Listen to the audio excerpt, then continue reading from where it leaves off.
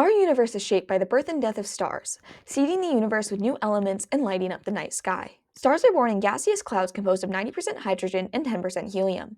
Violent events such as blast waves from exploding stars force the gas into clumps, which collide, forming blobs that stay together due to the extreme cold of space and eventually collapse due to gravity. A protostar is formed. As friction heats up the core, it turns into a T-Tauri star, gathering mass via an accretion disk and shooting out powerful jets. When the star reaches 10 million Kelvin, it begins nuclear fusion, becoming a main sequence star, the phase where it will spend the most of its lifetime.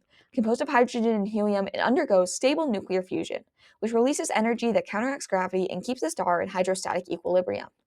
In low-mass stars, nuclear fusion occurs via the proton-proton chain. Inside a star, matter is in a plasma of nuclei and electrons due to the high temperatures and pressures. While these nuclei are repulsed by their like charges, the conditions inside a star's core force them to collide and fuse. The process begins with two hydrogen atoms colliding to form deuterium, an isotope of hydrogen.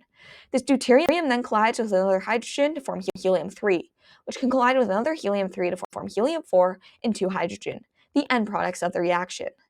The carbon-nitrogen-oxygen cycle is another way that nuclear fusion happens, occurring in stars over 14 million Kelvin and 1.5 solar masses. To start, a hydrogen atom is captured by a carbon-12, becoming nitrogen-13, which decays into carbon-13. The carbon-13 captures another hydrogen and becomes nitrogen-14, which captures yet another hydrogen to become oxygen-15, which decays into nitrogen-15 and then captures a hydrogen to produce a helium nucleus and carbon-12. Death in low-mass stars starts as they run out of hydrogen. As fusion slows, stars begin to collapse, increasing their temperature and pressure.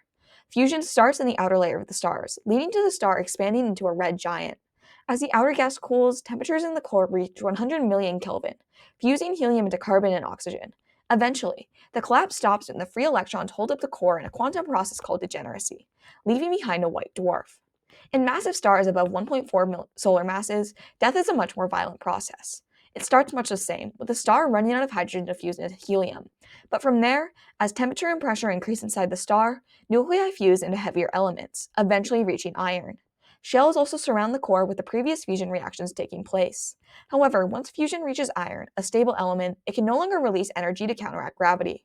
The star grows into a supergiant as the core collapses, turning everything into neutrons. Eventually, repulsive forces between nuclei and the core stop the collapse and push outwards in a bounce that sends a shockwave through the star, creating a supernova and leaving behind a highly dense core that cools to become a neutron star if the star is less than 20 solar masses, or a black hole if heavier. Through all of these processes, our universe is shaped.